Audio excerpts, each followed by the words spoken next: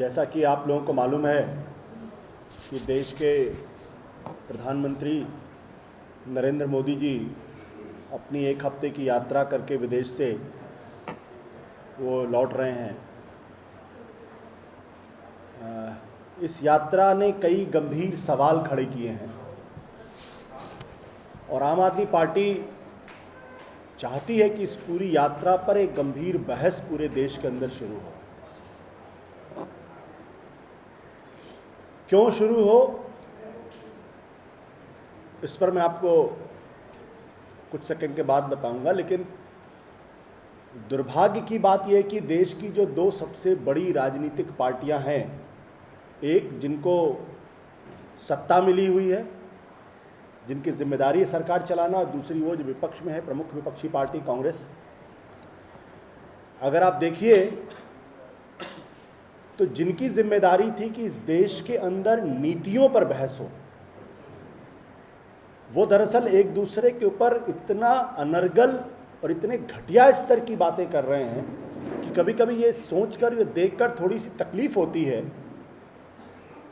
कि क्या इस देश के अंदर प्रधानमंत्री की विदेश यात्रा, इस यात्रा के बहाने देश की अर्थव्यवस्था के बारे में कोशिश पर क्या कभी कोई स्वस्थ और सार्थक बहस हो सकती या नहीं हो सकती। इस देश को इससे कोई मतलब नहीं है कि प्रधानमंत्री जी की मां कैसी हैं। इस देश को इस बात से मतलब है कि जो मेक इन इंडिया का कॉन्सेप्ट है वो कितना वायबल और कितना वायबल नहीं है। लेकिन अगर आप देखें, कांग्रेस पार्टी और बीजेपी जिस तरीके से एक दूसरे के ऊपर हमले कर रही है, जिस तरीके से घटिया स्तर की बातचीत हो रही है और राजनीति के अंदर परिवारों को लाने की कोशिश की जा रही, मुझे लगता है कि वो बहुत शर्मनाक है, वो बिल्कुल गलत है और ऐसा नहीं होना चाहिए। एक दूसरे की माताओं पर टीका टिप्पणी बिल्कुल नहीं होनी चाहिए। आम आदमी पार्टी लगातार इस बारे में कह रही है। एक दूसरे के परिवारों पर बिल्कुल टीका टिप्पणी नहीं होनी चाहिए। इतनी महत्वपूर्ण यात्रा के संदर्भ में नीतियों पर बहस होनी चाहिए कि क्या प्रधानमंत्री की इस विदेश यात्रा से का कोई औचित्य है, क्या इससे देश की अर्थव्यवस्था में कोई सुधार आएगा और क्या यही एकमात्र सही रास्ता है, इसके अलावा कोई दूसरा रास्ता या नहीं रास्ता। इस संदर्भ में आपको याद होगा कि पिछले दिनों आम आदमी पार्टी के नेशनल कन्वीनर और दिल्ली के मुख्यमंत्री अरविंद केजरीवाल जी ने कहा था कि मेक इन इंडिया से नहीं, मेक इंडिया से काम चलेगा। और मेक इंडिया की बात जब हम करते हैं तो हम ये चाहते हैं कि इस पूरे मसले में पूरे देश के अंदर एक बहस हो। पिछले 1.5 साल से हम लोगों ने देखा कि एक से एक बड़े से बड़े इवेंट हो रहे हैं, बड़े बड़े दावे किए जा रहे हैं, लेकिन इन दावों के बावजूद आज देश की अर्थव्यवस्था की स्थिति बेहतर नहीं है। फॉरेन डायरेक्ट इन्वेस्टमेंट इस देश के अंदर नहीं आ रहा, हालांकि बीजेपी की तरफ से बड़े वायदे किए गए हैं। यहां तक कि प्रधानमंत्री जी इस बात का भी ख्याल नहीं रख पाए कि देश की अर्थव्यवस्था $8 ट्रिलियन की बात उन्होंने कही, जबकि मौजूदा स्थिति 1/4 है, $2.67 ट्रिलियन की इकॉनमी है। ये महज उनके मुंह से निकले हुए चंद अल्फाज हैं या वाकई वो ऐसा महसूस करते हैं। आम आदमी पार्टी का साफ तौर पे मानना है कि इस देश के अंदर मैन्युफैक्चरिंग सेक्टर को मजबूत करना चाहिए, इस देश के अंदर इंटरनल कंजम्पशन को मजबूत करना चाहिए, इस देश के अंदर ऐसा माहौल बनना चाहिए जिससे कि इस देश के प्रधानमंत्री को किसी दूसरे देश की कंपनियों के दरवाजों पर जाकर खटखटाने की ज़रूरत ना पड़े। वो देश का स्वाभिमान होता है, देश का प्रधानमंत्री। देश के अंदर ऐसे हालात होने चाहिए कि ये कंपनियां खुद दौड़ी देश के अंदर आएं और कहें कि हम आपके यहाँ इन्वेस्टमेंट करना चाहते हैं, आपके यहाँ इन्वेस्टमेंट का वातावरण है या नहीं वातावरण। इसीलिए अरविंद जी ने कहा था मेक इंडिया, पहले हम हिंदुस्तान को इस लायक बनाएं, हिंदुस्तान को इन्वेस्टमेंट का माहौल दें, ईज ऑफ बिजनेस को बेहतर करें, बजाय इसके कि देश का प्रधानमंत्री भागा भागा वहाँ जाए। और मेरा मानना है कि 5 बुनियादी चीज़ें हैं जिस पर आज इस देश के अंदर फ़ौरन काम करने की ज़रूरत है अगर हम चाहते हैं कि देश के अंदर इन्वेस्टमेंट का माहौल बने, विदेशी कंपनियां यहाँ के इन्वेस्टमेंट करें। पहली चीज़, एजुकेशन पे खर्चा होना चाहिए, एजुकेशन बेहतर करना चाहिए, एजुकेशन का स्टैंडर्ड बढ़ाना चाहिए। दूसरी चीज़ सेहत पर बेहतर करनी चाहिए। तीसरी चीज़ लॉ एंड ऑर्डर की स्थिति यानी सेफ्टी ऑफ द सिटीजन, इसको मजबूत करना चाहिए, इसको बेहतर करना चाहिए। चौथी चीज़ इंफ्रास्ट्रक्चर पर मैसिव इन्वेस्टमेंट करना चाहिए, मैसिव इन्वेस्टमेंट करना चाहिए। आज इंफ्रास्ट्रक्चर की हालत 24 साल के बाद भी 1991 में दूसरी आर्थिक सुधार शुरू हुए थे, तब से आज तक इंफ्रास्ट्रक्चर पर कहीं कोई ध्यान नहीं दिया गया।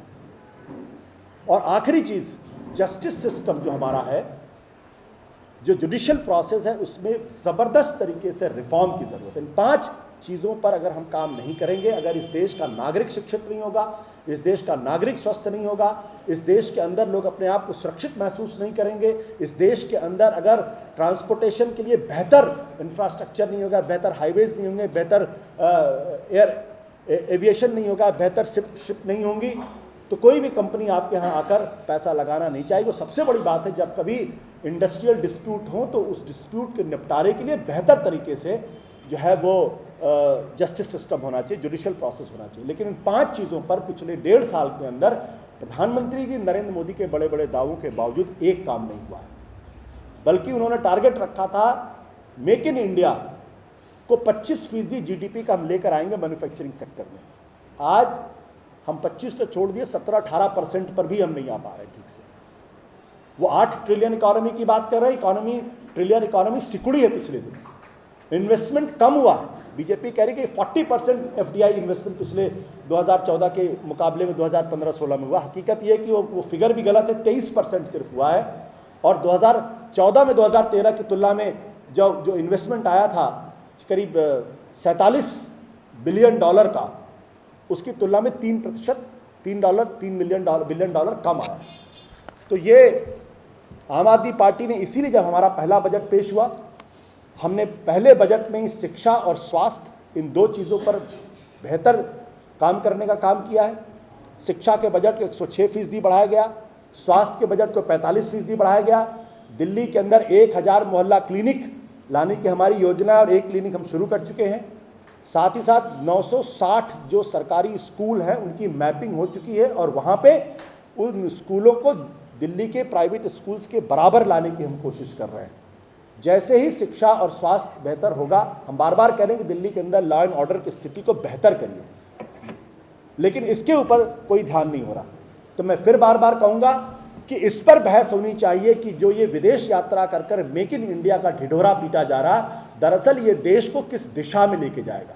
क्या इससे इस देश के अंदर बिजनेस के लिए माहौल बनेगा, क्या एफडीआई के लिए माहौल बनेगा, क्या इससे वाकई देश की अर्थव्यवस्था को बेहतरी होगी, या आज ज़रूरत है कि हिंदुस्तान के अंदर शिक्षा को, स्वास्थ्य को, सुरक्षा को, न्याय को और इंफ्रास्ट्रक्चर को बेहतर करके ऐसा माहौल बनाए जिससे कि देश के अंदर इन्वेस्टमेंट आए। इस पर बहस होनी चाहिए, न कि इस पर बहस होनी चाहिए जो बीजेपी और कांग्रेस के लोग कर रहे हैं कि एक दूसरे की माताओं पर टीका टिप्पणी कर रहे हैं, जो शर्मनाक है, पीड़ादायक है। राजनीति के अंदर हमारे मतभेद होने चाहिए, लेकिन परिवारों को उसमें नहीं घसीटना चाहिए। और चूंकि दोनों पार्टियां, मुझे लगता है कि वो आर्थिक नीतियों पर दिवालिया हो चुकी हैं, ये उनके दिवालियापन का नतीजा है कि वो परिवारों को पर बहस कर रहे हैं, न कि नीतियों पर बहस कर रहे हैं। और आम आदमी पार्टी की कोशिश ये है कि नीतियों पर बहस हो, मेक इन इंडिया पे बहस हो। सरकार ये बताए कि मेक इन इंडिया के तहत किन किन सेक्टर में अब तक एफडीआई आया है, कौन कौन सी कंपनियां आई हैं, उन कंपनियों ने कितना कमिटमेंट दिया है, कितने प्रतिशत फॉरेन डायरेक्ट इन्वेस्टमेंट हुआ है, जुडिशियल प्रोसेस को बेहतर करने के लिए कौन कौन से रिफॉर्म के कदम उठाए गए हैं, देश के अंदर लॉ एंड ऑर्डर को व्यवस्थित करने के लिए क्या कदम उठाए गए हैं, क्या पुलिस रिफॉर्म जो सुप्रीम कोर्ट ने आज से 10 साल पहले कहा था, क्या उसकी दिशा में कोई कदम उठाए, क्या बच्चों की शिक्षा को बेहतर करने के लिए कुछ कदम उठाए गए हैं, क्या महिलाएं सुरक्षित रहें इस दिशा में कुछ कदम उठाए गए हैं, और क्या आम आदमी की सेहत बेहतर का इस दिशा में कोई कदम उठाए हो।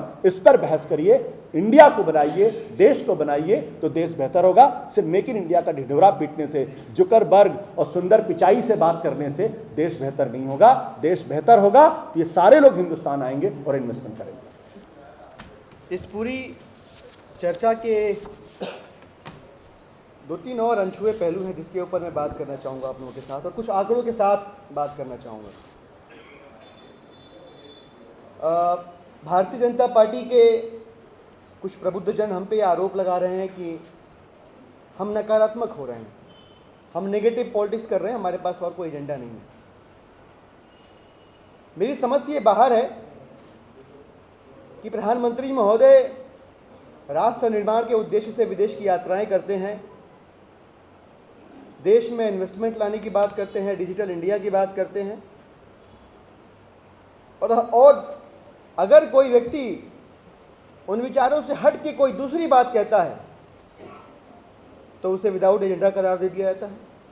भाई एजेंडा यही है ना, आप इंडिया को डिजिटल करना चाहते हैं, आप मेक इन इंडिया करना चाहते हैं, यहाँ पे इन्वेस्टमेंट बढ़ाना चाहते हैं, एजेंडा यही है। हम भी इसी के ऊपर बातचीत कर रहे हैं। हमारे विचार आपसे अलग हैं और हमारे विचार आपसे सिर्फ अलग हैं इसलिए हम गलत हो गए, हम बेकार हो गए, हम बुरे हो गए, हम एजेंडा विहीन हो गए। ये सारी चीज़ें लोकतंत्र को कमज़ोर करती हैं और ये बताती हैं कि लोकतंत्र के अंदर चुनकर आने के बाद आपके मन में कितनी असुरक्षा है, आप अपने आप को कितना हतोत्साहित महसूस कर रहे हैं और आप कितना ज़्यादा डिफरेंट आइडियाज़ को लेके इंक्लूसिव हैं, ये भी दिखाता है। बहुत आश्चर्य होता है हमें कि बार बार ऐसा हुआ कि मोदी जी अपनी विदेश यात्राओं में अपने देश के गौरव के साथ समझौता करते हुए दिखाई दिए। अब ये जानबूझकर होता है कि उनकी अनभिज्ञता से होता है, ये हमारे सोच से समझ से बाहर है। यूजुअली जब प्रधानमंत्री विदेश दौरे पर होते हैं उनकी यात्रा पे हम कमेंट नहीं करते हैं, पर स्थिति ऐसी बनती जा रही है कि बोलना पड़ रहा है। चाहे वो मसला खादी के सेल्स में अपलिफ्टमेंट का हो, उन्होंने कह दिया डबल हो गया, जबकि उन्हीं की सरकार के आंकड़े बताते हैं कि 6% हुआ। अभी आशुतोष भाई ने बताया कि जीडीपी की बात करते करते 8 ट्रिलियन की इकोनॉमी को 20 ट्रिलियन तक पहुंचाने की बात करने लगे।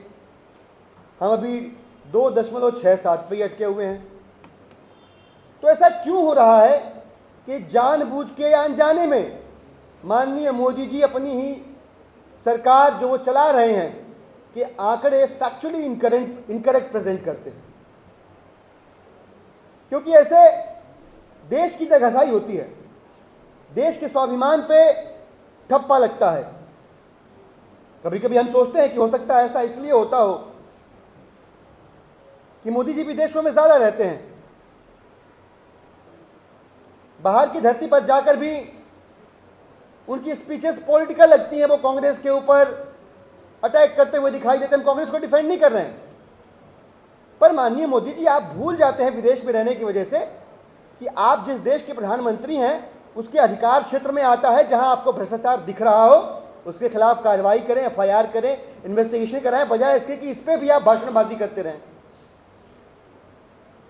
चलो मान लिया कि ऐसा इसलिए होता होगा कि आप बाहर ज़्यादा रहते हैं, अपने अधिकार क्षेत्र को भूल जाते हैं, अपनी सीमाओं को भूल जाते हैं कि आप क्या क्या कर सकने में सक्षम हैं। कोई बात नहीं, लेकिन अपने देश की जगहसाई करना कहाँ की समझदारी है। आप कोरिया जाते हैं तो आप वहाँ कहते हैं कि यहाँ रहने वाला भारतीय पहले दुर्भाग्यपूर्ण महसूस कर रहा होगा अपने आप को भारत में जन्म लेने से। जापान जाते हैं तो गीता का मजाक उड़ा देते हैं। अभी आप गए तो वहाँ पे अपने इंडियन कॉन्स्टिट्यूशन की जो कोर फैब्रिक है सेक्युलरिज्म, आप उसके ऊपर आक्रमण कर देते हैं, जो दिखाता है कि अपने देश के स्वाभिमान को संरक्षित करने का ढकोसला तो आप कर पाते हैं, लेकिन आपके व्यवहार में ऐसी संवेदनशीलता नहीं दिखाई देती जिससे लोगों के मन में, लोगों के जहन में यह संदेश जाए कि आप वाकई अपने देश के गौरव के लिए, स्वाभिमान की सुरक्षा के लिए कटिबद्ध हैं, दृढ़ प्रतिज्ञ हैं। हम बार बार कह रहे हैं कि अपना घर ठीक करें पहले अगर हम, तब हम इन्वेस्टमेंट ला सकते हैं। हवाई जहाज में सफ़र करते हैं क्या बताया जाता है कि पहले अपना मास्क लगाएं फिर दूसरे की मदद करें। वो व्यवहारिक सत्य है हमारे जीवन का भी। पहले अपना घर ठीक करें, बाद में पड़ोसी को बुलाएं, अपने यहाँ इनवाइट करें डिनर पे। मोदी जी की यात्रा के दौरान ही 2-3 घटनाएं ऐसी हुई जो भारतीयों के गर्व से उठे मस्तक को शर्मसार करती हैं। उस यात्रा के दौरान ही चाइनीज प्रीमियर यूएस में थे,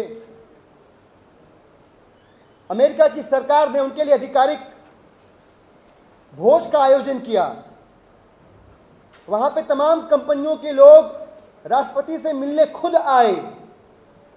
राष्ट्रपति आधिकारिक यात्रा पे यूएस गए थे। वो अलग अलग कंपनियों के दरवाजों पर निवेश का कटोरा लेकर खटखटाने नहीं गए थे कि आप आइए हमारे यहाँ इन्वेस्ट करिए। यहां तक कि मार्क ज़करबर्ग वो खुद उड़कर आए उस भोज में शरीक होने और चाइनीज प्रीमियर से मिलने के लिए। यह क्या दर्शाता है? यह अगली पंक्ति में और आपको स्पष्ट हो जाएगा कि माननीय मोदी जी जब जापान गए थे, ये इन्वेस्टमेंट आ रहा है, उतना मिलियन इन्वेस्टमेंट आ रहा है, सब ढकोसला है। और जापान की वरीयताओं को आप अगर आंकें तो समझ में आ जाएगा कि जापान ने पिछले 10 वर्षों में चाइना के अंदर तो 122 बिलियन डॉलर का इन्वेस्टमेंट किया, लेकिन भारत के अंदर मात्र 18 बिलियन डॉलर का इन्वेस्टमेंट किया, जिससे स्पष्ट हो जाता है कि उनकी प्रायोरिटीज क्या हैं। वो क्यों इन्वेस्टमेंट करेंगे? अगर मैं ही निवेशक हूं तो मैं क्यों निवेश करूंगा?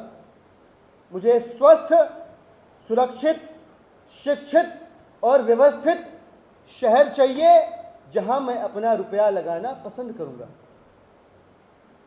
अगर ये सारी चीजें मेरे लिए उपलब्ध नहीं है तो मैं क्या करूंगा कि मैं एक कुशल हेज फंड मैनेजर की तरह अमेरिका से आऊंगा, इंडिया में 3 महीने के लिए इन्वेस्टमेंट करूंगा 5% के रिटर्न ऑफ इन्वेस्टमेंट पे, और 3 महीने बाद अपना पैसा खींच के वापस चला जाऊंगा। मोदी जी इसी प्रकार के इन्वेस्टमेंट को लॉन्ग टर्म इन्वेस्टमेंट बताकर, जताकर देश की जनता को बेवकूफ बना रहे हैं। हम पारदर्शिता की बात करते हैं, हम सब देश के विकास की बात करते हैं। देश के विकास के नाम पे मोदी जी क्यों नहीं खुलासा करते कि जिन जिन देशों की यात्राएं वो कर चुके हैं वहां से अब तक कितना इन्वेस्टमेंट आया? यह जानकारी पब्लिक क्यों नहीं होनी चाहिए? देश की जनता का उनके अंदर विश्वास और बढ़ेगा अगर ये जानकारी पब्लिक होती है तो। लेकिन हकीकत यह है कि जो सच है वो शर्मसार करने वाला है। सच क्या है कि जो एमओयू साइन होता है, हमें लगता है 20 बिलियन डॉलर का एमओयू साइन हो गया। देश की जनता को लगता है कि 20 बिलियन डॉलर का इन्वेस्टमेंट हो गया। ऐसा नहीं होता है। हकीकत यह है, इनमें से कई सारे जो एमओयू साइन हुए उनकी डिटेल्स निकल के जो आ रही है वो ये बताती है कि भारत सरकार वहां से इक्विपमेंट्स या कुछ रॉ मटेरियल्स या कुछ क्रूड प्रोडक्ट्स खरीदती है और इसको दिखाया जाता है मीडिया में कि कुछ इन्वेस्टमेंट हो गया। ये काय का इन्वेस्टमेंट भैया? हम भारतीय हैं, आप जापान के हैं, मैं आपके यहाँ गया, 10 रुपए का सामान खरीद के चला आया, तो फायदा आपका हुआ कि हमारा फायदा हुआ? डॉलर अप्रिशिएट हो रहा है, इकोनॉमी तो वहां की मजबूत होगी ना जहां मैं पैसा दे रहा हूं। मैं देश देश जाके डॉलर लुटा के आ रहा हूं और कह रहा हूं कि इन्वेस्टमेंट हो गया। किसको बेवकूफ बना रहा हूं मैं? कहा कि हवाई बातें हवाई के लिए बना रहा हूं मैं? तो ये इन्वेस्टमेंट का जो तिलिस्म है इसको तोड़ना पड़ेगा। और जिन लोगों को बुरा लगता है उनको बुरा लगता रहे, लेकिन अगर माननीय मोदी जी का एकमात्र एजेंडा राष्ट्र निर्माण है तो इस तरह के अहम मुद्दे पर खुली चर्चा होनी चाहिए, बहस होनी चाहिए। संवाद से, बहस से, कॉन्वर्सेशन से, डायलॉग से लोकतंत्र मजबूत होता है। भारतीय जनता पार्टी के शीर्ष नेताओं को इससे घबराना नहीं चाहिए।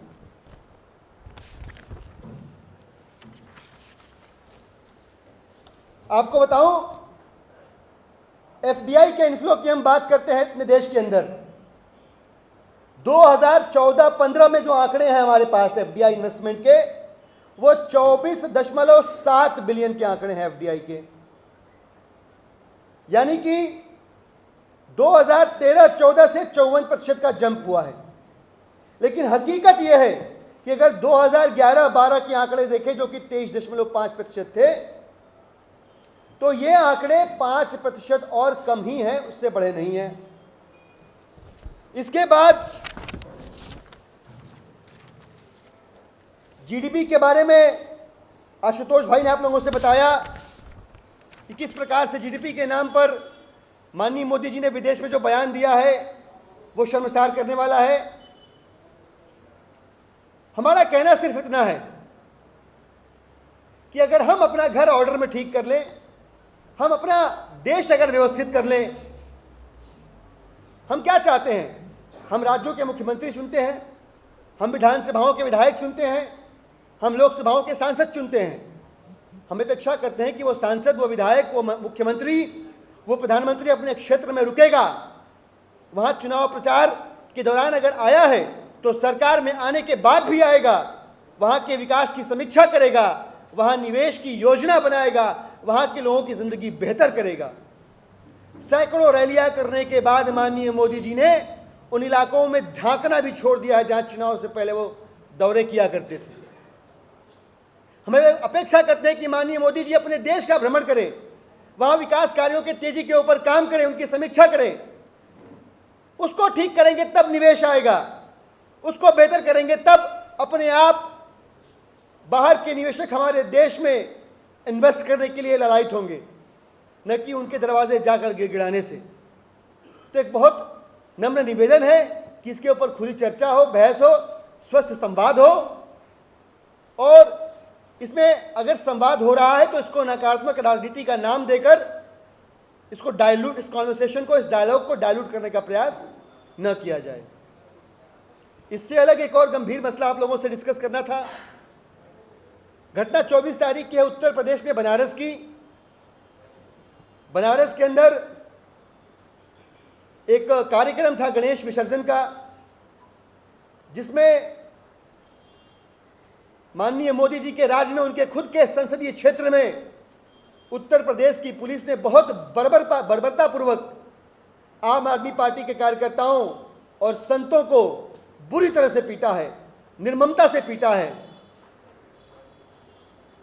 हमारे पास कुछ प्रश्न भी आए कि नहीं महोदय, वो प्रयास कर रहे थे हाई कोर्ट के निर्णय को डिफाई करने का, वहाँ पे अनुमति नहीं है गणेश विसर्जन की। उन साथियों को बताना चाहूँगा कि यह बात उनकी जानकारी में थी, पर सत्य क्या है उसको भी समझ लें कि वहाँ पे सिर्फ एक मूर्ति थी विसर्जन के लिए।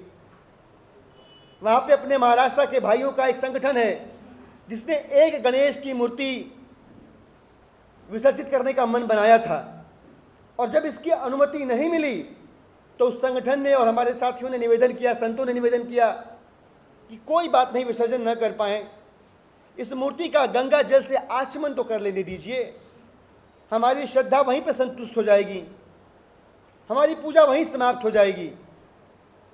लेकिन दुर्भाग्यपूर्ण ये रहा कि इस न्यूनतम अनुमति को भी नकार दिया वहाँ के प्रशासन ने, और बर्बरतापूर्वक वहाँ संतों को, नागरिकों को, आम आदमी पार्टी के कार्यकर्ताओं को बुरी तरह से पीटा, जिसकी हम भर्त्सना करते हैं, इस घटना की कठोर निंदा करते हैं, और वहाँ के प्रशासन से ये मांग करते हैं, वहाँ के सरकार से ये मांग करते हैं कि जो प्रशासन, जो एसपी, जो डीएम वहाँ के लोगों की अपेक्षाओं को विधि विधान के दायरे में रहकर पूरा करने में अक्षम रहे हैं, वह उनकी अकुशल प्रशासनिक दक्षता का प्रमाण है, और इसको ध्यान में रखते हुए उनका वहाँ से स्थानांतरण होना चाहिए, वहाँ से उनको हटाया जाना चाहिए, ताकि एक सख्त संदेश जाए कि आम आदमी की भावनाओं के साथ न तो सरकारें खिलवाड़ कर सकती हैं, न ब्यूरोक्रेसी खिलवाड़ कर सकती है।